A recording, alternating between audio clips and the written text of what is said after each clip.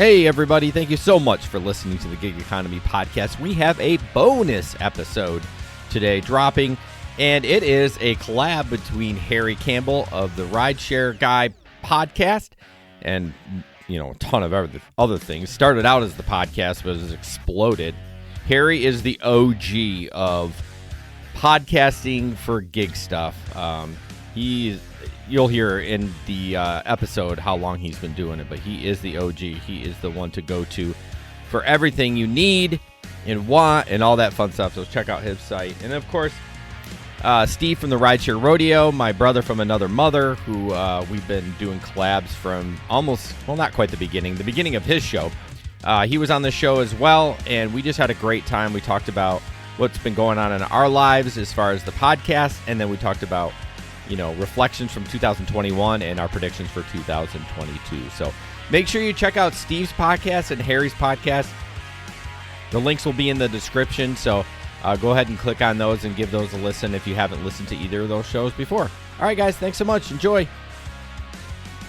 All right. Welcome, everybody, to a special episode of Ready For It, the Rideshare Guy podcast, the Rideshare Rodeo podcast, and the Gig Economy podcast. We're going to be doing a super fun, basically roundtable discussion. So I think hopefully we'll all chat about equally, but maybe we can track stats and who sort of hogs the mic. But I'm excited to have Jason Thierry on from the Gig Economy podcast. He's been doing it since 2017. He's based in Michigan. And if you're watching on YouTube channel, you can see he's got a beard to match. He definitely has got the Michigan vibe going. And if you're listening on audio right now, this just encourages you to go check out one of our YouTube channels so you can see the video version too. We've also got Steve Johnson from Rideshare Rodeo. He's been doing his podcast since April 2020 and, right in the middle of start of the pandemic, really. So that was cool to see you start that up, Steve. I know a lot of drivers and gig workers out there have really appreciated all of the content and companionship that you've been putting out there. And he's also been running his website, uberliftdrivers.com, for 5 years. So he's based in Colorado too. So we're actually, now that I think about it, I'm here in LA. Steve, you're in Colorado. Jason is in Michigan, and we've got the whole nation covered somewhat, coast to coast. So I'm excited to chat, dig in. We're gonna basically look back, briefly on the year 2021, sort of what happened, everything that went down, or not everything that went down, but a couple observations. We'll talk about the current state of rideshare industry and also delivery. Obviously, we've seen a huge shift to the delivery side and last mile side. We'll talk about some predictions on the COVID impact in the gig economy going forward. One thing that we're all excited for in 2022, I think that'll be good to hear from Steve and Jason, their predictions for 2022. So we'll basically start making stuff up and see if our predictions come true. And then also what can be improved for gig workers in 2022. We've got 3 guys on here. Would have been nice maybe to have a female contributor at some point. Maybe that'll be our next episode. Yeah. But for now, you've got 3 guys who've been covering the rideshare and gig economy for quite a while, and talked to probably tens of thousands of drivers, and really I appreciate the 2 of you for all the content that you're putting on. So I'm going to take a break from talking now and just let each one of you do a little bit of a more deep intro and sort of talk about yourself and your podcast, and then we'll get into things. So Jason, I'm looking at you if you want to start and take the mic. Yeah, thank you very much for having me on, Harry. I've always wanted to connect with you, but I never did, because I've always said Harry's like the OG of the podcast world with rideshare. I mean, you really are. I don't know anyone else. I'm sure there was somebody before you, but maybe that never really took the reins, but I appreciate it. So when you emailed me, it meant a lot, actually. So I appreciate that. I've been doing the podcast since 2017 and actually started out as GR Rideshare Adventures back when it was just Uber and Lyft. There was nothing else. And then over time, we actually had to rebrand, right? Because rideshare, right before the pandemic, we rebranded to the Gig Economy podcast because it blew up, with delivery and those things like that. So we've had a couple of co-hosts that have come and gone. Just, how the gig working goes. People come and go. Myself, I do gig work in the wintertime from November to March full time, and then I do lawn fertilization in the summer. So I don't do a ton of gig work in the summer months, but so that's kind of who we are. We just recorded our 100th episode. We've got more than 100, but 100th like live stream where we've just had a regular show. So that was really fun. Steve was on there, bought us a bottle of booze. So if you listen to that episode towards the end, I'm getting a little, I had 2 glasses of whiskey and it got a little sketch at the end, but nice. Well, we're recording this one in the morning. So I think at least a couple of us have coffee, and Jason, hopefully you don't fall asleep because it's probably after lunch for you and, maybe a nap time, but that's awesome to hear. Steve, what about yourself with Rideshare Rodeo?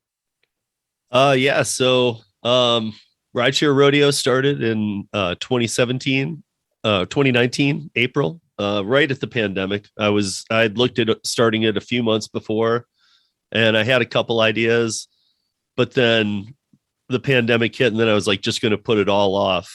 And then when the pandemic hit, the very first thing I did was start the podcast and do nothing that I meant the podcast to be, which was just helping people with PUA. Yeah. Who really needed it. Cause none of us understood it. Yeah. And I wasn't one that needed it the whole time, or needed to do that. But people from every state were so confused and the systems were all locked, you guys know. And so I just kind of started that way and then just kind of morphed out of it. Mm-hmm. Uber Lyft driver's been going 5 years now. We've got 3,600 articles now. And the timeline's sometimes when I go back on the timeline, it's crazy. From the day I started was about a month before Travis had to leave the company. So it's really hectic, crazy times in the very beginning there. But the podcast has been going great. It's been a nice crossover with Uber Lyft drivers. Some of those people came over to the podcast. Some of the podcast people went over to there. And then just about 6 months ago, I started a YouTube channel, do a couple live streams here and there, and I've met some of that community as well. So everything's going really good. Nice. Well, I'm excited to chat with both of you because I think that you bring a sort of unique perspective, and it's cool that we're all kind of meshing into one. Jason, like you mentioned, I guess I am, the OG of, really the rideshare and gig economy space in general. For those who don't know, I started my blog, podcast, and YouTube channel actually in 2014. So that's 7-8 years ago now, and not many people make it that long in the gig economy. So that's sort of what I've seen a couple waves come and go. The Travis at Uber wave, the Dara at Uber wave is still going on, right? The unemployment or the employment battles, right, that happened like last presidential cycle and this cycle. So it's been interesting for me. Really kind of, I started off driving for Uber and Lyft, and then I was, delivering for DoorDash, and, I've seen a lot of trends and waves come and go. And it's funny that you guys talked about rebranding because that's, I'm still known as the Rideshare Guy, but really, over the past 2 years, I bet similar to you guys. I mean, most of our most popular content, most of our revenue has actually come more from the last mile delivery services. So Instacart, DoorDash, Postmates, Uber Eats, and even lots of the other ones like Curry and, Point Pickup and all of these other Walmart, Spark, right? All of these other opportunities that are out there now, which I'm sure we'll talk about more on the podcast. So that's sort of my story. And just a quick thing about my podcast is that, I actually started it because I kind of, figured, hey, I'm driving for Uber and Lyft. There's other people driving for Uber and Lyft. Like, duh, I should probably start a podcast so people could listen while they're driving. And we've been doing about an episode every week or two for 7 years. So we're at a couple hundred episodes now. And so obviously here and there it took sometimes take a couple weeks off, but the funny thing is that actually our YouTube channel and our blog have always been a lot more popular, I guess you would say, than the podcast if you look at like pure download numbers or listens. But I do feel like I really love the podcast medium because audio is very intimate, right? Like you have someone in your ear for 45 minutes, right? Like people at the end of this episode, if they're listening on audio or even watching on video, are probably going to feel like they really know us versus, just reading some article. So that's always, been one of the reasons why I've been a big fan, of the podcast. What do you guys think? Yeah, I've always been passionate about podcasting. I've listened to Joe Rogan. I know I don't anymore. I kind of hated that he went to Spotify. I kind of feel like he was a sellout, so I stopped listening to him. So I'm kind of well, Jason, when someone offers you a couple $100 million for your podcast, you let me know how you feel. I know. I'd have done it for 50 grand. I mean, come on, no. But so yeah, I've always loved podcasting, and so I was just like, you know what, I need to start a podcast, and so the rest is history. I now have another podcast and a production company in podcasting. So I've been going nuts. Very cool. Well, if I need a new editor in the future, I know who to call. I would love to edit it for you. Well, for now, I've got Jennifer on my team who's probably listening to this and post editing right now. Jennifer, you're doing a great job. Appreciate all your work. And don't worry, Jason isn't stepping on your toes anytime I'm the soon. backup. I'm the backup. Yeah. All right. So let's dig into it, guys. Let's look back briefly. I don't think we need to do a total recap on 2021, but I'd love to know, what's something that really stood out to you or surprised you from 2021, Steve? From 2021. That would be last year. Last year as of hours ago. Yeah. Yeah. Well, I guess one of the things, was that the last time you and I talked, Harry, and we did kind of one of these actually. Yeah. We just kind of talked about what some things could happen. That was in 22. That was late summer 2021. Oh wow. Well, it seemed like a lot longer than that. Yeah, it wasn't. But it's crazy to me because I've been waiting for that tipping point for food delivery. Okay, there's even when I was talking with Sergio and I had him on, it's like we were discussing, he was saying, well, the tipping point is here. And I was thinking to myself, it is, but then it comes back and it's not. Every time there's a little pop in the news about Omni or the new COVID or this, that, and the other, it's like food delivery goes right back up. So I guess one of my things is that I think that once we see true getting out of this pandemic, that then we're going to start to see delivery go down some, because here in Denver, people are back out there. I know that when you say delivery go down, you mean like earnings, demand, basically, I guess just right now, just like the interest level in delivery kind of recede basically. But also even the pay is already going down a little. But I think these drivers are going to see what we saw in rideshare many years ago. I think, look at the start of the pandemic, $100 cash tips. Yeah. That kind of stuff that was just what you call the unicorn, but everything was the unicorn. Right. So that makes it not a unicorn.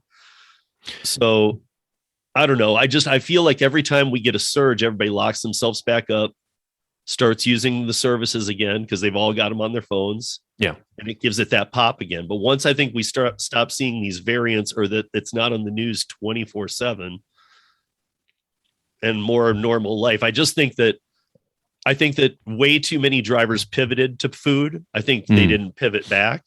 I think that way too many drivers aren't back yet.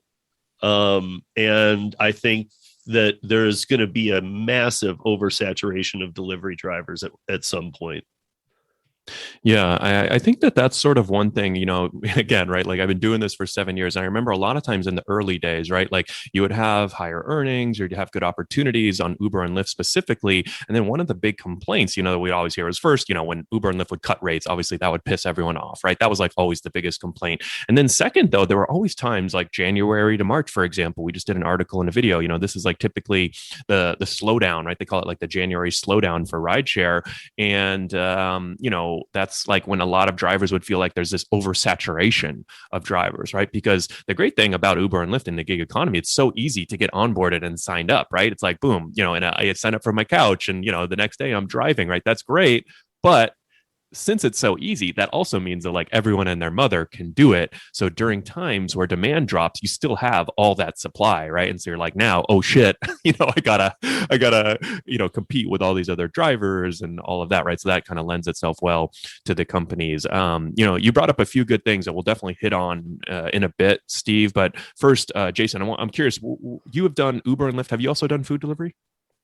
Yeah, that's kind of all I do right now, honestly. Well, let me take that back. I do Walmart Spark. Okay. And I gotta say, at least in my market, it's really good. So that's funny. We're actually looking for a driver to interview right now about Walmart Spark, because we've been hearing pretty good things. So maybe we should talk to you, Jason, off the podcast. Yeah, I'm loving it. I'm sure the rates will go down. They just started actually in my area Shop and Deliver, which is Shipt or Instacart, but they don't pay like crap. How does delivery work with Walmart Spark, and how much money can you make? So it's very similar. I've done Shipt and Instacart, very little Instacart because the pay is bad. Shipt, okay. it's very similar. The app is okay. You just shop it and deliver it. There's not much to it, but my minimum right now is $20. So that's really good because typically per order. And that means it could be a 3-item order or a 25-item order. Now it kind of goes up above 25. It's the price starts to go up a little bit. But I mean, if I'm doing these small orders, I can do 40 an hour. Wow. $40 an hour. Yeah. So I love it. And yeah, I mean, I feel like I haven't heard of a $20 minimum per order on a grocery. Like Instacart is like what, $6 or $8 per minimum, right? Like a lot lower. Yeah. I haven't done Instacart in a while, but I'm sure those rates will drop. I'm thinking because it's new. And you're also in Michigan, which I mean, what city are you driving in Michigan? Grand Rapids. So it's what, like a medium-sized city, not huge, but pretty big, right? We got we're the second biggest city in Michigan. Okay. Other than Detroit. And I have probably access to about 6 or 7 Walmarts. So.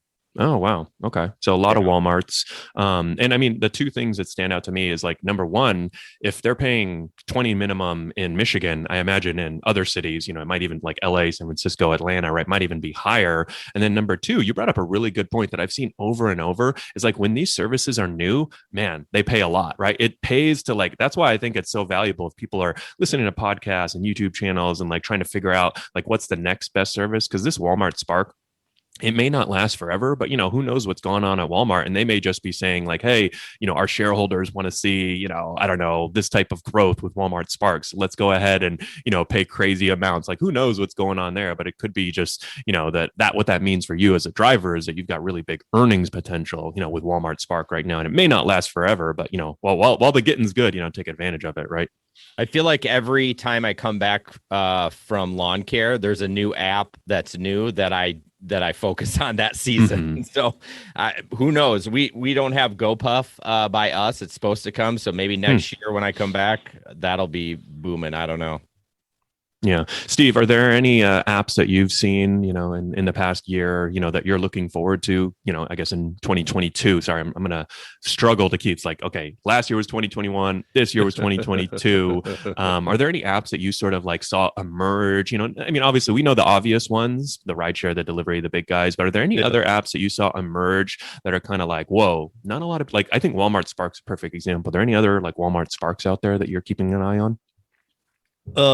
Well, so recently I had one podcast listener of a long time ask me why I've done the ride shares, why I've done over 25,000 rides, why I've done delivery, why I've done all these Curry, all these other ones, but I've never done food delivery or grocery delivery. I mean, and they were like, you talk about all these spaces and that you do them all, but you've never done these. So I was like, all right, enough. So I did a 2-week challenge of Shipt and Instacart just nice. The past about 3 weeks ago and just stopped it. And I learned a lot because I'd already heard all the negative stories about Instacart, but I'd also heard them about Shipt. And to be honest, I thought Shipt was again, it's my market. Here in Denver, Shipt was great. It was great to me. And Jason and I were talking last night and he pointed out maybe it was the holidays, but some of it seemed holidays, but it also just seemed very busy.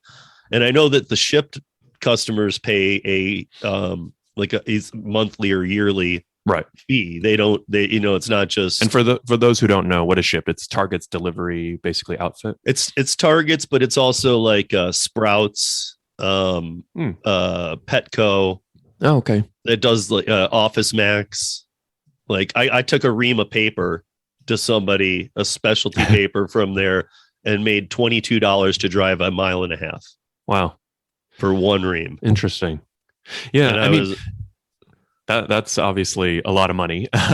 So that's great for you. I mean, it's interesting that like, I guess that's the other thing that I feel like I've learned over time, right? Like a lot of times you have to think about like, what's the downside to trying out these services? Like, I don't think you need to go and sign up for like 10 or 20, but, sort of keep an eye on like the things that I would look for. It's like, what are the new services popping up? Like Jason, you mentioned GoPuff, right? Like if GoPuff, they're like a $15-20 billion company. So I'm like, when they launch in my market, I should probably like sign up for their email list or keep an eye on them, right? And so that when they do launch, I'm ready for, right? And a lot of times if they don't have a driver thing that you can sign up for, you can sign up as a customer to be notified when they launch in your market, right? So you can kind of take advantage of that when you see when you get that email like, hey, you can order from us in the future, we're going to launch on this date. It's like, boom, let me go to Craigslist or find a way to sign up for them, because you can get those bonuses and take advantage of that. And then Shipt, is another one. Like, they're pretty big service, but it's cool that like they're paying, they're not an Uber, Lyft, a DoorDash, an Instacart, right? But I mean, sounds like you're, probably at that time, making more with them than some of these other apps, right? Well, I also wonder how much of that money, though, because I'm part of my money was great tips. I mean, which is something we don't talk about much with many of these platforms, because you might get tips some, but it's never great tips. That's not a comment you make often. Great tips. But you live kind of, and Harry does too, kind of in a more not affluent, but it feels like there's more money in those areas. Like my side of town, everyone's Dutch. So like, yeah, Dutch. I've never heard that before, Jason. It's like, oh yeah, my side of town is where the Dutch people live. Yeah, really. It's true. It's really weird, Harry, is that I'm originally from Michigan too. And that just north of Jason is where we have our family cabin up in a little town called Calava. And the town's like population 1,500. And that whole town is all Finnish, because my family's from Finland. Very cool. So Michigan gets a lot of that. I don't know what it is. There's different areas. I know. I've seen little pockets in Michigan. I think that there's like some. I saw that I feel like African immigrant communities. I've seen stories about that in Michigan. So that's pretty cool. Pretty interesting. I think they all moved there because of the auto industry in the beginning. And I'm sure that there's post World War II, because like a lot of my family members that are Finnish, signed up to go into the military of some sorts. And that's cool. Yeah, no, I'm sure there's some historical reason. But I want to stick on this rideshare versus last mile delivery point for a second, because I think this is really interesting. So we've talked about all these new services, and so I think we've given some good advice on keep an eye out on Walmart Spark and Shipt, and try some of these, look for the new ones like GoPuff that are going to be launching in your market. These are good earning opportunities. But what about rideshare? Because, my original question, Steve, right, was, looking back on 2021, what's one thing that stood out to you? And I guess my answer to my own question would be, man, like there's some pretty high earnings on Uber and Lyft, right? Like we've been, so you had Sergio who's one of our top contributors. He drives out here in LA, and, his nickname is Surge EO because he's always chasing the surge. I know, pretty lame dad joke, but we've been posting pretty consistently the past few months about his earnings, and I mean, literally like screenshots every week. And this is in LA, a top market average. I think Uber has said the average earnings in LA is around $30 to $34 an hour over the past 6 months or so, and obviously that goes up and down a little, but Sergio has been consistently earning $50 to $60 an hour, right? And so he's a good driver. I'd say he's probably one of the top 1% or 5% drivers. Like he really knows what he's doing. He's very aggressive about when and where he drives. He does about 20 hours a week. So it's not, nothing, right? But it's 20 hours a week and makes $1,000 plus every single week. We always post his screenshots, because everyone's like, oh, I don't believe this, right? Like, dude, come on. And, he's in LA too. But I guess like my point is, I think that if you really know what you're doing on Uber and Lyft over the past year, like, I don't know, is there anything that can beat Uber and Lyft if you know what you're doing? Yeah. I mean, like for Jason's market, I'm not sure. Like for mine, Denver has really grown over the past few years. We're at 800,000 people now here in the Denver metro. So that's getting pretty big. We're definitely getting a little overpopulated. There's always been a rideshare need here. There were those months that nowhere in the country was there a rideshare need in the very beginning. But as it started coming back, we did too, because a lot of people, I mean, this is starting to happen all over the US, but here in Denver, a lot of people don't own cars. Because with a car comes, if you live in an apartment downtown, with a car comes a $500 a month parking spot that you have to pay. So on top of the car, you got to pay to park it. You got to walk a certain distance. So I think people just got into rideshare. Like, dude, I can just get all my rides in for 1/10 of the price of owning a car. Yeah. And I know that sounds weird to some people, like you can't ride show that much. And you really can. I mean, if everything's kind of short and whatnot, it really, and it's not your car, but I think it's more just people's comfort level with coming back to rideshare. Yeah. I think the thing that they've said, right, and especially if you've been looking at it from the customer side, demand has been sort of off the charts, right? And supply is somewhat limited, right? Because like you said, Steve, a lot of people have stopped working. A lot of people took unemployment. A lot of people switched over to food delivery. A lot of people moved into their mom's basement. A lot of people started trading crypto. A lot of people are just like, F this, I'm not going to work anymore, right?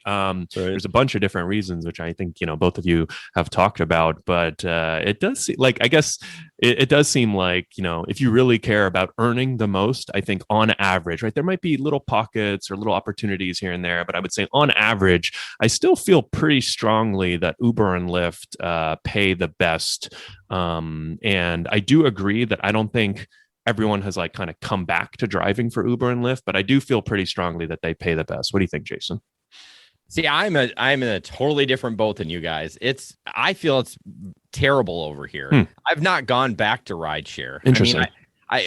We're not seeing the earnings. I mean, we have a group that we have about 40 people in throughout the country, and everyone in Grand Rapids talks in there, and they're like, yeah, this is terrible. Like early on there was the $100 bonus if you did 3 rides, which I never got, by the way. I did it. Did you? I would have done the 3 rides for $100. I mean, come on. I mean, that's pretty hard to say no to, right? Yeah, exactly. But I did a bonus one day with Lyft. It was 10 rides for 150. Okay, I'll do it. But I felt like I was driving all over God's green earth and using all this gas and this time where I could do food delivery right in my little small area. The furthest I drive might be 7 miles. I've not gone back to passengers. I just don't think the money's there in our market, at least. Interesting. I mean, so one thing I definitely have seen and noticed, and Uber did an earnings call recently and talked about this a little bit. There are huge differences in the recovery of Uber's marketplace from market to market. Like they said in New York City, for example, and I looked up this data because they released the TLC data from New York City. So you can actually see the number of Uber drivers and rides and trips and stuff like that. Like they do 500, that Uber does 500,000 trips a day in New York City, which is pretty crazy to think about. And they said that New York City had somewhat recovered. It was back down to like 5-minute ETAs, but Los Angeles, on the other hand, where I live, has been pretty bad, right? Like I don't think as a customer, I don't think I've gotten a ride in 5 minutes in like a year or more, right? And they're basically saying that like New York City and Miami are some of our best markets. LA is some of our worst markets because it's more spread out. There are a lot of people. There's a lot to do, right? So there's a lot of demand, right? And so that means that drivers are kind of driving all over the place to there's not enough drivers to meet the demand. So it's interesting. Like there are definitely regional differences, and I guess if you're a driver, like what you would want to look at is like what selfishly, like you kind of want as much demand as possible and as few drivers on the road as possible, right? Because that keeps you busy and means surge pricing, right? Yeah, I mean, I think that's true, but then you also have to throw in the pandemic. I mean, one of our drivers here in Grand Rapids, he went back to passengers, and sure enough, he got COVID. Yeah. Why did I go back to passengers? I mean, that's a perfect segue into COVID, right? Because you remember at the beginning of the pandemic, right? They would say like, okay, you don't want to be in an enclosed space and you don't want to be less than 6 feet. And you're like, if I'm driving, like immediately when they get into the car, it's like they break that. So it's like, this seems like probably the worst activity you could do, in a pandemic. What do you guys think about, like, what are your predictions on like the COVID impact for the gig economy going forward? Like, do you think that, it's going to, like, every time there's a new variant or something like that, like what you were talking about, Steve, there's going to be like people, pulling back from rideshare, ordering more delivery? Or do you think we're kind of like, how do you think COVID, like, I don't, we're not like experts on COVID, but like, how do we think COVID's going to impact the gig economy going forward? What do you think, Steve? So in my market, people, I don't want to say have given up, but people have, given up, but people have kind of given up with the COVID protocols. They're just like, even if like another one came out and tried to make it all scary and gloom and doom and all that, people are just over it. I mean, like I was in the grocery store by me the other day, and we have a police officer that stands in that grocery store, pre-pandemic, pandemic, whatever. And right as I walked in, they got the intercom going. It says, all guests must be masked. All workers must be masked. Whether you're vaccinated or not, you must be masked. And we just had recently gone back to that. While I was hearing that, the cop didn't even have his mask around his chin. It was just gone. Yeah. He's typing on his phone. Not one worker had a mask on. Not one person in the store had a mask on. And this is playing. Yeah. And so I don't know. I just feel like at least here in Denver, people are over COVID.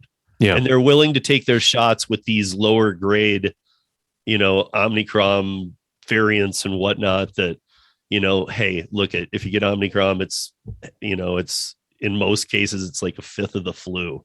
Yeah.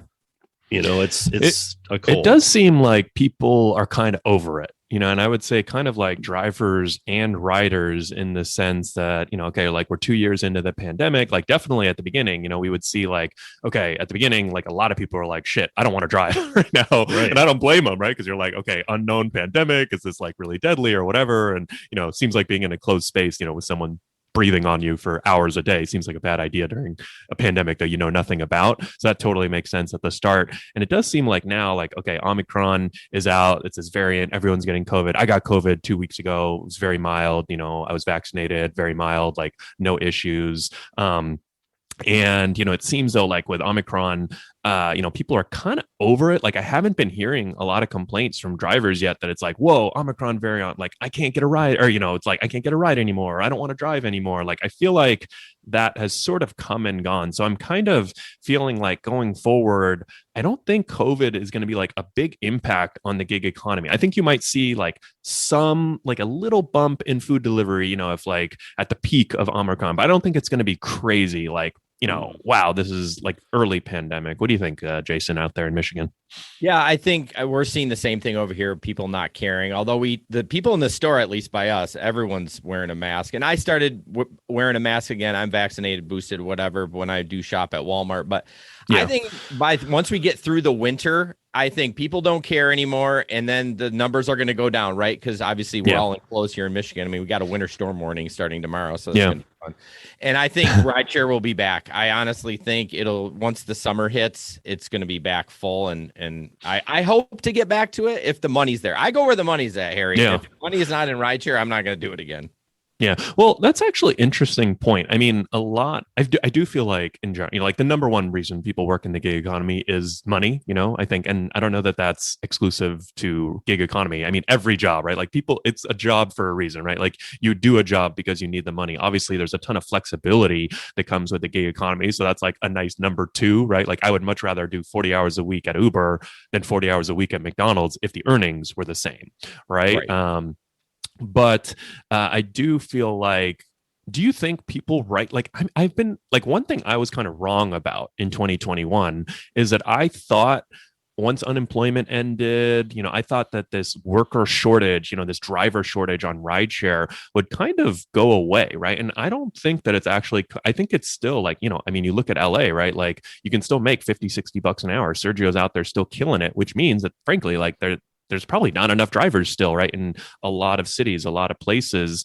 I'm kind of surprised that more people haven't come back to rideshare. So that was like one thing. I thought like as unemployment expired, I didn't think it would be overnight, like everyone would come back to driving for Uber and Lyft. But I did think like more people would come back to driving for Uber and Lyft. And that's kind of been one thing I've been wrong about. What do you guys think?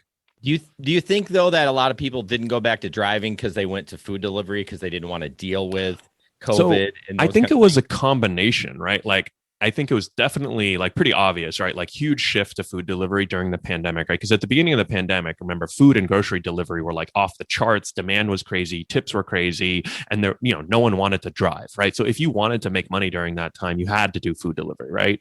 And then kind of like over the next year or two, I think a lot of people kind of like you were saying, Jason, right? They realize like, hey, it's kind of nice doing food delivery. I stay in my little area, I never get like a 20-mile, ride, or like in LA, like a 50-mile ride to Orange County and then have to drive back empty. If I can make, even comparable or even a little bit less, like, I don't have to deal with people, no one puking in my car, right? Like, I get someone for, I can't deliver an order here and there, and then I get a free burrito, like there's some funny benefits here and there, of delivery. But I guess like, I always thought people were most motivated by like where you could earn the most. And I think you can earn the most on Uber and Lyft on average, not every city, like you said, Jason. But I feel like maybe that's not as motivating as it used to be, before the pandemic, I feel like everyone kind of gravitated towards Uber and Lyft if they wanted to earn the most. And now, like, I'm not so sure. Yeah, I agree. When pre-pandemic, I did almost exclusively rideshare. a little bit of Amazon Flex, but yeah, it was exclusively. And then since the pandemic, I've probably done a total of 15 rides. So What do you think, yeah, Steve? well, so I'm going to go back to what you were saying about, when you and I talked last, Harry, like it was, we both kind of agreed that, when PUA ended, we didn't think it was going to be that day, but we thought, well, it's going to have to shift back because there's way too many people in food. It's died off a bit, and there's nobody in rideshare. The riders were they were already coming back before PUA was over. And then the drivers didn't come back, and you and I both thought they would. So I guess one of the biggest things I'm wondering about, and this goes even beyond the gig economy, is if you squirreled away some money somehow during the pandemic, which doesn't even make a lot of sense, but if you did, and you're able to quit your job or you're able to not go back to rideshare, what are all these people doing? Yeah. Well, so I do have a few theories. So this will be fun to chat about. I want to hear what you guys think about my theories. So at the start, I thought the two big reasons were shift to food delivery and PUA, right? I mean, one thing that was actually pretty cool in 2020, and it sounds like Steve, you had this sort of similar feeling, is that, man, there were a lot of drivers and gig workers taking advantage of PUA, right? And so it's kind of cool to be helping them. And it was challenging and complex to navigate. But obviously, when people got $1,000 or thousands of dollars of checks in the mail, they'd be very thankful to you, right? There was one video that we did on the EIDL, which was this $1,000 grant, and it ended up getting like hundreds of thousands of views on YouTube. And it's pretty cool. If you go look at the comments on that video, everyone's like, just got my $1,000 check deposited. Thanks so much, guys. Like, it was kind of a cool feeling. Like, I wasn't the one giving them the money, but obviously we helped them, or, we walked them through the application process. So they're really thankful. And it was funny. A Washington Post article ended up coming out that said that Uber and Lyft drivers were the #1 recipient of that EIDL grant. So wow.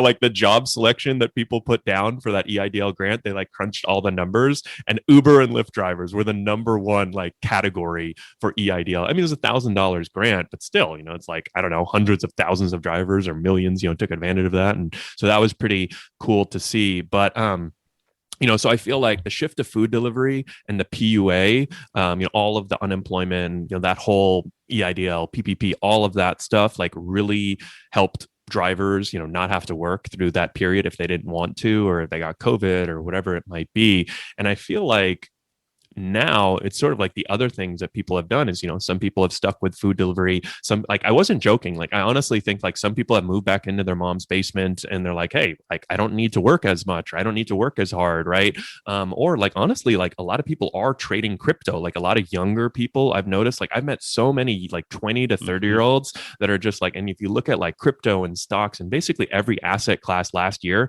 like you could have been kind of a dumbass and just put money into any of these asset classes and made a lot of money, because like the asset classes as a whole are up 10, 20, 30, or in like crypto's case, like probably 50 to 100%. So imagine, you got like a few $1,000s during the pandemic, you've been investing in crypto this whole time, like you're actually making money this whole time. Now, obviously, if the market starts doing poorly, you're gonna be like, oh crap, I got to get back to Uber and Lyft. But, on the whole, like there are a lot of other, kind of like opportunities or other things going on out there. And I feel like that's sort of what's happening.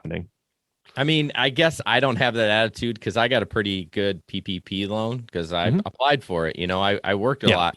I still kept working. I put it in my savings account. I mean, I don't understand people that would get something like that and be like, yeah, I'm not going to work anymore. I'm just going to sit home. But maybe there are people like that. I'm not. Really, I feel like most people are kind of like that. Like, I was gonna say, Jason, though, for you though, you were already in your season of working outdoors. Right. And outdoors was a safer environment. Yeah. No, I guess you're right. I got my PPP loan late in the pandemic. So, I mean, things were back to, normal anyways, but I still wouldn't do that. I mean, even but I'm just saying, like, you felt good about going to work. Like a lot of people, if you're going to go back to Uber, you're sitting in a car. True.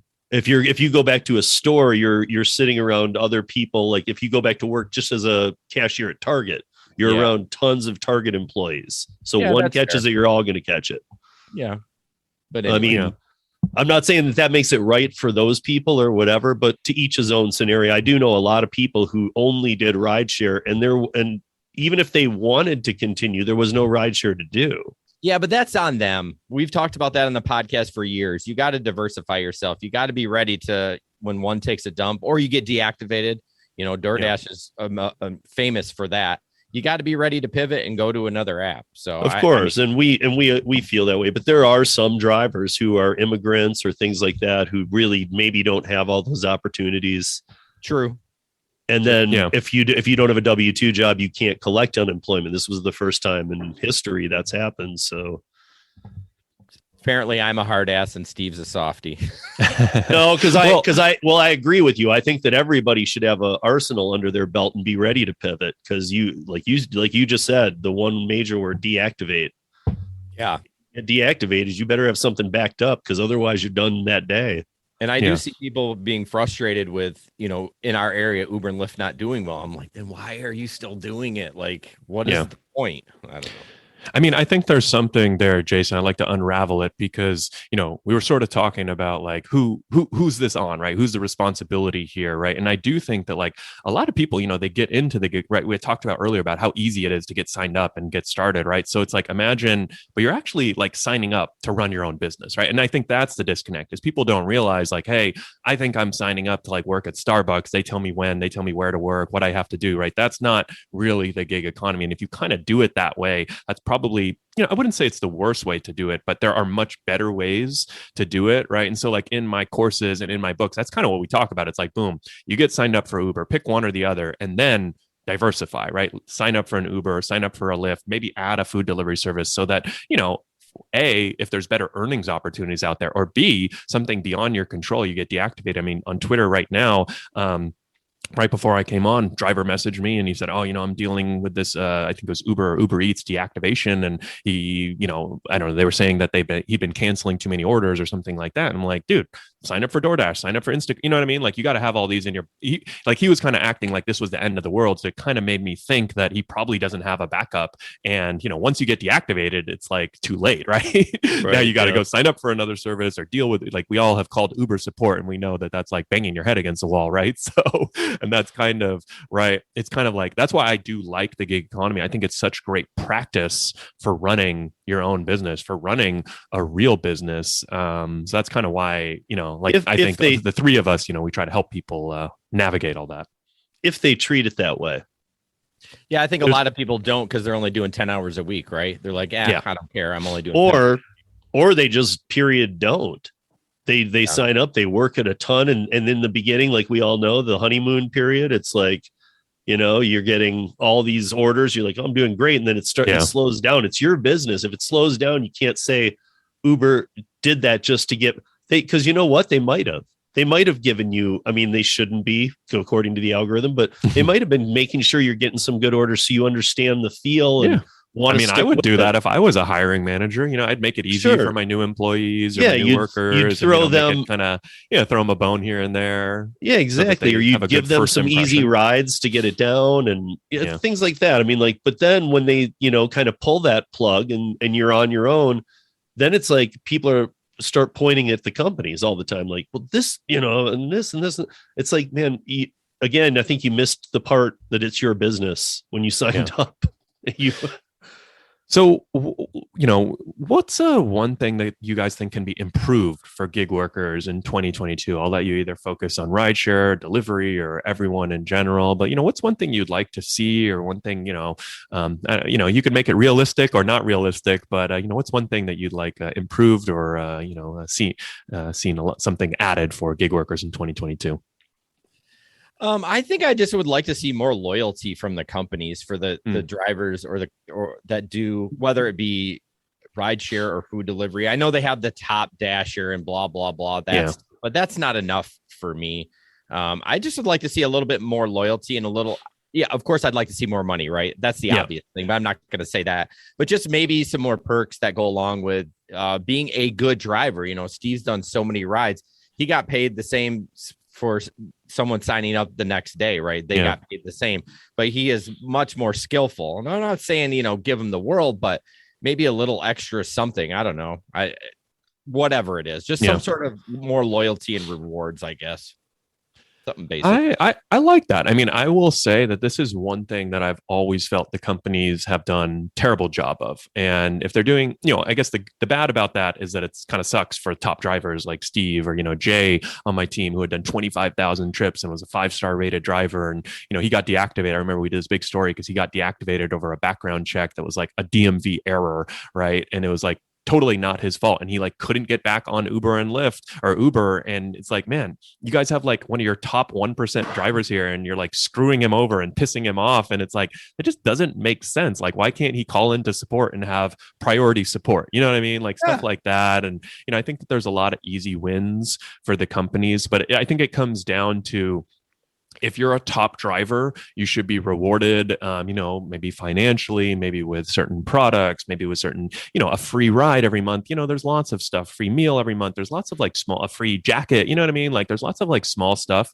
that I think they can do for their top drivers. And I feel like, to be honest, I think the companies like I don't think they're really prioritizing it right now, but I do think that that's like one big opportunity for them in the future. Yeah, we had Subway around here for like 3 months. I don't know if you had it in your market. That was great. Mm-hmm. You got one free 6-inch sub and a drink. Yeah. I mean, Uber did like a free McDonald's coffee, for a while. I mean, even like small stuff like that, right? Like just kind of like adding a lot of that up, I think does over time, it sort of shows the company. And like, that's the thing, like, it doesn't cost a lot of money for some of these. Like, it doesn't have to be like everyone wants more money. Okay. That's kind of like obvious, but like, I think, I remember Lyft would give out this jacket after 1,000 trips. Right. And man, people love that jacket. Like it wasn't like a Patagonia or like $100 jacket or anything, but it just was like a nice, probably $30, $40, $50 jacket, had a little Lyft logo. And like when I would go to Lyft driver events, like all the OG drivers would be rocking it. And like this jacket was probably so cheap for Lyft for like the amount of loyalty and brand awareness and like just good feelings all around that they got from it. Like it's hard. I think it's probably hard for the company to like see the benefit of that on the the spreadsheets that they're calculating and like, oh my God, we spent millions of dollars on jacket. What did we get out of it? But I think stuff like that really does make an impact. So for me, I would say onboarding, and I'm going to be careful here because I'm going to use Grubhub as an example, and they're not probably the shining example of a business. Yeah, sure. Throw a company under the bus, whoever you want, Steve. Well, I'm saying I think I like the way that Grubhub is onboarded. Got it. So like, let's say that like you need 2,000 drivers in LA on any given day. I mean, I know this is way wrong, but let's just say it's 2,000. If you want to onboard 4,000 to make sure that everything's double covered, I get that. But don't onboard 50,000. Yeah. I mean, because here's my thing.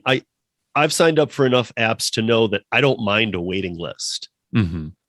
In fact, I would prefer it. Don't put me on there if there's no business.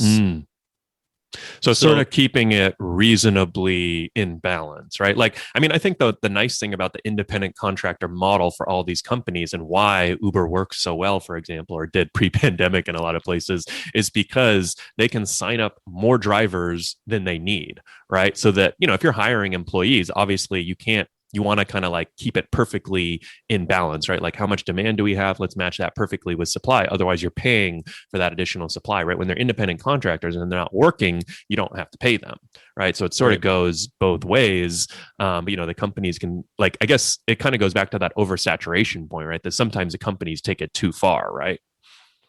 I don't think that people would be like, oh, I'm on a waiting list. I'm going to actually take the time to, after I signed up, get my name off this waiting list. Mm-hmm.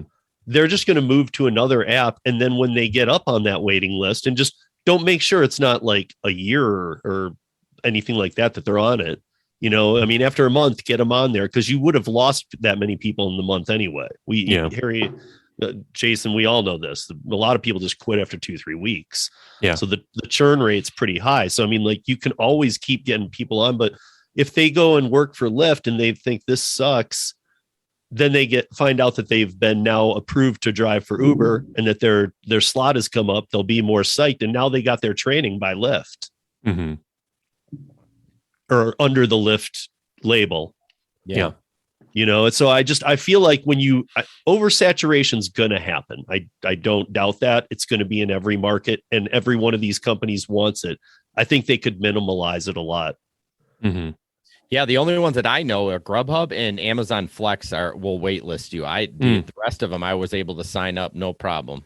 Right. And usually drive the next day or something. And Yeah. and I guess that goes to another point of mine that goes back to you, Harry, with what you were talking about with Jay. You know, I've heard of other people. I know other people who checker really messed things up for them. Yeah. And it was like, maybe it was the wrong person. Like the checker background check was done on somebody else and they deactivated this person, and then the companies don't want to hear about it. Yeah, they don't have the support to run it down. They're like, whatever, we don't care. Yeah. We'll move on to the next one. Well, I'll give a quick shout out to one of the partners that we have. He's a lawyer, Larry Smith, and he actually specializes in helping drivers with deactivations over checker background issues. So it's like very specific. If you've been deactivated for other reasons, there's not as much that they can do, but there's like some interesting laws around like the Fair Credit Reporting Act and stuff like that. So people can check out Larry Smith. I think it's smithmarco.com, but we've been working with him a bit. But it is cool. Like there are a number of these services out there that obviously help drivers or lawyers or whoever it might be. So that's definitely cool to see. I guess one thing like along those lines, like one thing that I'd like to see improved in 2022, and I guess this is sort of like more, I don't know that this is going to happen. Maybe we'll do predictions in a second. So I'd say this is more like my wish list or my one item. The top of my item on my wish list is I think more protections for gig workers would be a good thing.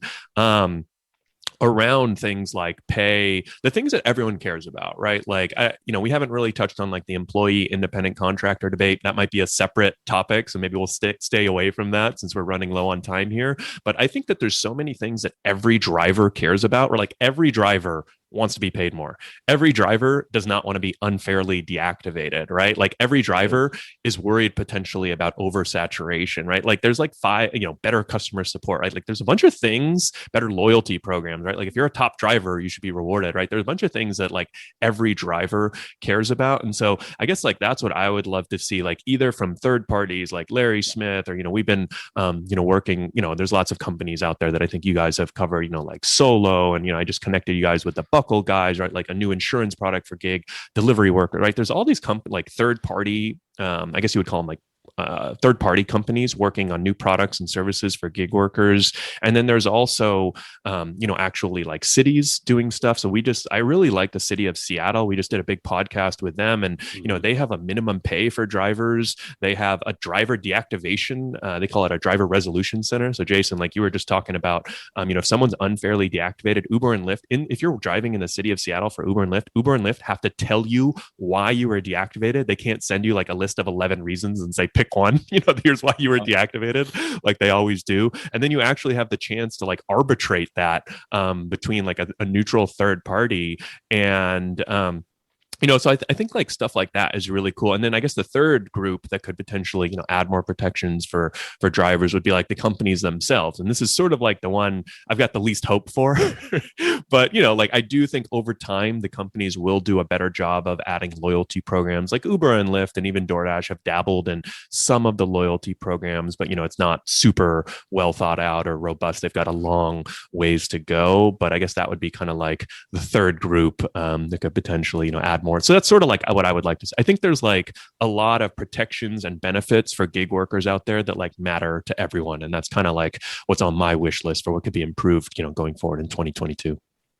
Yeah, I think, not getting into AB5 or any of that, I think you can still be an independent contractor, but still have those protections, right? I want to stay an independent contractor, but we need a little bit of help there in especially with the deactivations. I think I'll be honest, I'm going to keep harping on the Seattle thing because I think it's really cool what they've done. They've kept all the drivers as independent, and they're kind of like a very progressive, like labor forward city. So you would kind of imagine that they might be more on like, we should make everyone employees, but they've actually like gone the other route and said, let's keep everyone independent contractors, but add like the things that kind of, I think are really like a pay floor, right? So it's like not limiting your upside, right? But it's like, hey, let's say that drivers can't earn less than this amount. Let's like, they have a five, or what did they have? They have I think it's like I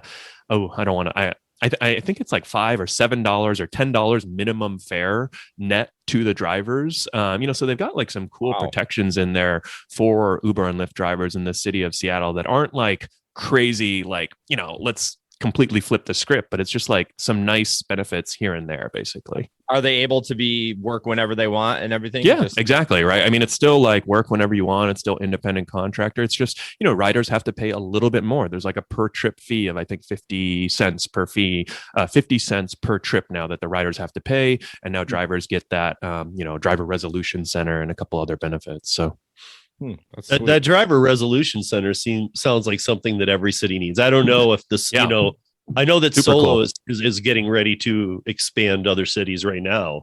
Yeah. I was just chatting with him about that, in fact, like a couple days ago. And but I think that the driver resolution center is key. I think every big city needs to, every state should have one, and it should be in your big city, and then start working them out a little bit more too. But almost like the green hub or the like, well, and I think that's what's so like, now just let's do these. Let's do something important instead of, hey, come here and get a free keychain. Yeah. Well, and that's the thing. That's where, like, I guess if you're optimistic about things, you could be like, wow, look at all. Well, so if you're pessimistic, it's like, look at all the shit that sucks, driving for Uber and Lyft in the gig economy. And if you're more of an optimist, you're like, okay, here are all the things that, suck or can be improved, right? Like, hey, there's all these opportunities. The companies can do more loyalty. Cities can add, more, like benefits like a driver resolution center, because I said this in the podcast that I did with the City of Seattle team. Like, it's kind of like dehumanizing in a way to like wake up one day and it's like Uber says you've been deactivated. We're not going to tell you why. There's no one you can call. There's no one you can contact. Like, you were making $1,000 or $2,000 a week and now you got to go find something else, right? Like, obviously drivers should have a backup plan and they should be diversified, but not everyone does that. And I just feel like it's like kind of like a shitty thing to do. And Uber, and I'm not like counting, like, I would love the companies to kind of like go and, build all this out. Like, man, I would give so much credit to Uber or Lyft or DoorDash, like if they started their own driver resolution center or piloted some of this stuff. But that's where I'm kind of like, man, I'm not expecting too much from them in this department. Well, then it gets a little sticky though, too, because who's running the is it Uber, DoorDash? Yeah, but you got to give them the chance at least. Well, but I mean, it should be another party. Yeah. So that's how the Seattle one works. I think they work with this group called, I think it's like, I don't want to botch the name, but there's a group in Seattle, I think Working Seattle or something like that. That's sort of a labor, organizing group. And they sort of, it's like a third party though, basically, that runs this, and they get paid from the city fees. So, I think definitely some cool stuff. So before we run out of time here, I want to do one last question for each of you. Any predictions for 2022 rideshare, gig economy, labor? We've talked about a lot. What do you think might happen or might surprise people by the end of the year? Mine's pretty simple. I do think Lyft is going to get bought by somebody. I really do. I don't know that's a good one. I don't know how. I've been thinking about this for the last 6 months. I don't even know how they're still in business. Like they would be like, to pay that payroll, and I mean, no way. So I don't know whether it's Amazon, whether it's Google. I don't know. I think Lyft is going to get bought out by somebody, and maybe they shut it down and just grab the data. I don't know. Interesting. Okay, that's a good prediction. I like that. Damn, Jason. Let's just not have it be Uber that buys them out. Yes, for the love of God. Well, I think you're right, Jason. I mean, I don't know that you're right, but I think that's a good prediction. I don't know how likely it is to happen, but I think like I could easily see, like an Apple who's working on autonomous vehicles. Like, okay, they buy Lyft because then they want that network that rideshare network to plug into their autonomous vehicles, or a Tesla that's worth, what? I don't know, $1 trillion, hundreds of billions, whatever Tesla is worth, right? Like Apple, Amazon, right? Like, I mean, there are a lot of really, wealthy companies out there that have made a lot of money during the pandemic. And kind of, I think the thing sometimes that gets forgotten about Lyft is that, like, there's still like millions of rides happening every single day on rideshare, even though demand is down, maybe not as many people. Like before the pandemic, I think Uber was doing 8 million rides a day. So even if demand is like cut in half, 50%, they're still doing 4 million rides a day. And if Lyft is 25% of Uber, they're still doing 1 million rides a day. So it's kind of crazy to think about the numbers sometimes. It's like, wow, I haven't done a Lyft ride, or I don't know anyone doing a Lyft ride. Man, like somebody is taking Lyft rides, still. So that's a good prediction. You have any predictions, Steve? Well, one I think that more than ever, I think you need to diversify your gig platforms you work. You know, I always said that, and I meant it, but I was a fan of rideshare. So I really liked doing rideshare. I've been in industries where I deal with people a lot through my whole life. So to me, that was even fun. I enjoyed it more than like food delivery and the solitude of being in the car. I don't know. I enjoyed it and I was doing well. I think that right now, W-2 jobs aren't even getting filled, and people are doubling the rates. I mean, doubling the hourly rates. If something was 10, it's 20 now to go work at McDonald's or whatever. And they still can't fill those positions. But yet the gig economy is still flooded. So if you're wanting to stay in the gig economy, diversify, start looking and follow the money. Follow the money is the end thing. I mean, like if you just love Uber and you're like, I want to Uber, but you look around and you can make 3 times as much doing, and this is just example, Shipt. Yeah. I mean, even though you love it, you're your own boss. And for a business, your own boss would say, get the money. Yeah. Well, I think the thing I love, you know, and why I still, you know, 7 years later, like I'm still doing gig economy stuff is, you know, and covering it, right, is because like the downside to trying new services is so low, right? Like people like, you know, do so much research and agonize about like a new service or who should I work for, or who should I drive for? And I mean, it's important to do your due diligence, like spend a few hours, but like just go sign up, try it, do a shift or two, like watch a video or two. Like you can get a really high ROI by just a little bit amount of work. And it's so easy to try these services and you literally make money from day one, right? Like you can't lose money on any of these. Like you cannot lose money. I would, you know what I mean? Like I know people, you know, like you literally can't lose money, right, on any of these services, right? Like you might sit there and lose time, but you can't lose money. You're going to get paid more than it costs to do these rides or do these trips. And so that's sort of the thing that I love, and kind of my whole, you know, I'm happy to talk, you know, I think we've covered some good positives and negatives about the gig economy, right? Like no job is perfect. Like there's plenty of issues with gig economy and driving for Uber and Lyft and delivery services like we talked about. But like, I definitely personally feel the positives outweigh the negatives. And I guess just my personal like take and like how I've run my business is like anyone that wants to do gig economy work, I'm not going to necessarily make a judgment on whether it's good or bad for you. Like if you want to do it though, I'm going to help you do it and make as much money as possible and, you know, have the best time that you can have. So I guess my prediction is actually sort of that I think the earnings and opportunities are going to stay high and stick around, sort of similar to what you said, Steve. Like in 2022, I think it's going to, like, if you want to make $50 to $60 an hour driving Uber in LA, you're going to be able to do that for all of 2022. If you want to go find, you know, new services, like you don't necessarily have to drive Uber and Lyft. You can find Walmart Spark, you can find, Shipt, you can try these new opportunities. There's so many companies like getting into this last mile delivery space. You know, people want things faster and faster, right? And that requires workers to deliver it. And, you know, if the faster you want something, the more you kind of have to pay for it. So I just think that like, I'm kind of bullish on the overall opportunity in the gig economy, that like, if you want to take advantage of it, and like, I think the earnings are really going to stay high because, you know, of like, the trends within the gig economy and last mile delivery, but also just like, you know, macro labor, right? We talked about like, you know, a lot of people are like sitting on their butts, you know, working, you know, not working, or, you know, sitting in you're doing crypto. So I just feel like the opportunities and the new income and stuff like that are going to stick around for all of 2022. I don't think we're going to see, I think like, things have changed, you know, like before the pandemic, right? Like, you know, the number one complaint was, you know, I don't make enough on Uber and Lyft, or I don't make enough in these services. And if, you know, frankly, over the past year, if I saw people complaining about their earnings, I kind of like, that's more of a you problem, you know, like I think you got to get out there. You know what I mean? You got to train yourself up. You got to look for opportunities. And like before the pandemic, I was totally on board. Like, man, number one complaint, got to get paid more, got to earn more. But like, I don't think you can really make that complaint anymore for now, at least. You know, if you want to strike, you know, I mean, that could go away, you know, in any instant and could disappear. And there's plenty of issues still, but I do feel like that's going to stick around for 2022.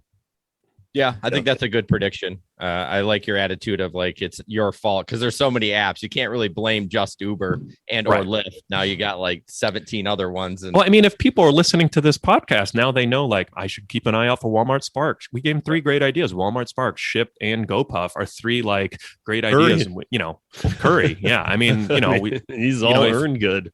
Right. If we, you know, if you have them in your city, go try them out and check them out and be like, man, you guys were full of shit. Or, wow, I earned a lot. Or sign up for the wait list for like when, you know, if a $20 billion company like GoPuff is going to launch in your market, they're probably going to have pretty good sign up bonuses. They're probably going to have pretty good guaranteed earnings at the start. It may not last forever, but if you kind of are ready for it and know about it and take advantage, right? That's sort of what, and there's so many of those services launching, right? I mean, we talked about, you know, you talked about Curry. There's also Point Pickup. There's also Bite Squad, you know, there's Grubhub, there's, you know, and then all the big ones too, but there's so many that people have never even heard about too. There's like 4 other Curries too. Yeah, oh, really?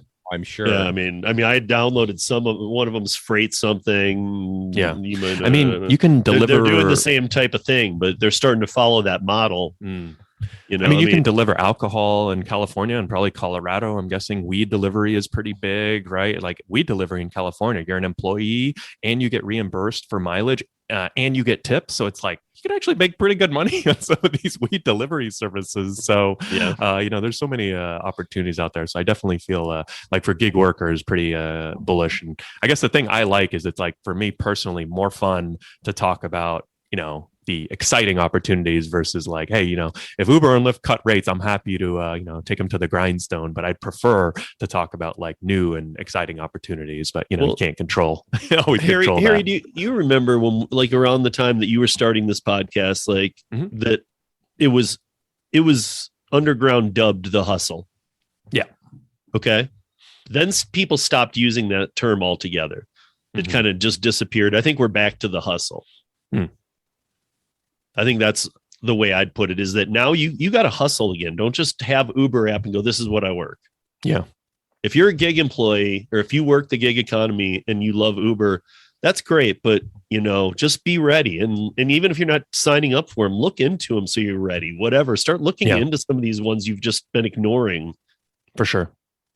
You know, do even if it's not signing up, just do some research, because ask some other people, because you might find out that you're making half of what they are in your market. Because like Harry said, you know, like, you know, you can make up to 60 in LA. I don't know what it is right now in Denver would be like the average for rideshare, but it always was high when I was doing it. But right now there's some apps that were, I mean, look at food delivery. You couldn't make $1 before the pandemic. Yeah. I mean, food delivery was not a great earning tons. opportunity. Yeah. I mean, I feel like drivers, you know, on average, were reporting to us like $10 to $15 an hour on average. Right. And there's definitely a lot more variability in food delivery, right? Like there's some places where you probably still are making $10 an hour driving for certain services, but, you know, there's others where you can make, you know, significantly more. So I think that's a great note to wrap on. It was really fun having you guys on, hearing a little recap of last year and a few predictions and things to look forward to in 2022. If folks want to get more of each of you, can you, why don't we start with you, Steve? Can you tell them where to find you, where they can get your podcast, you know, YouTube channel, website? And I'll put this in my show notes too, and maybe you guys can each do the same. Yeah, I'll do the same. UberLiftDrivers.com for just news and just kind of keeping up with things. If you like we were just talking about, if you want to learn about other platforms, go in there and search it. You know, search Grubhub. You'll come up with a bunch of stuff on it, and you can do that. RideshareRodeo.com is the podcast, but we're on, obviously, like Harry and Jason, we're on every podcast platform. So any podcatcher we're on. So you can listen wherever you want. And then also, Jason and I have been doing a show on TNC Radio Live where they play your stuff, my stuff, and Jason. So it's weird the three of us are together today because they play our stuff in replay over there. And then Jason and I do a live radio show, a call in on Friday nights over there. So, you know, call in and have fun with us. We love talking to you, and we'll just shoot the breeze with you. So very cool. Jason? Yeah, mine's pretty easy. Just search the Gig Economy podcast in your Google search bar and hit enter, and it's everything you need to know about it. So on YouTube, very cool, where all the player apps and all that fun stuff. So it's pretty easy to find. Yep. And I think we're pretty easy to find too. Just type the Rideshare Guy into any box on the internet, and hopefully we should pop up in some form, manner, or fashion. But yeah, definitely pop over if you enjoyed this podcast. I do a weekly show interviewing everyone from drivers and folks like Jason and Steve covering the industry to executive, academic, media, sort of look at everything. So Rideshare Guy podcast. And Steve, Jason, it was a lot of fun having you two on, and we'll look forward to, maybe we'll have to do it again next year or even sooner. Yeah, thanks for the opportunity. I appreciate it. Yeah.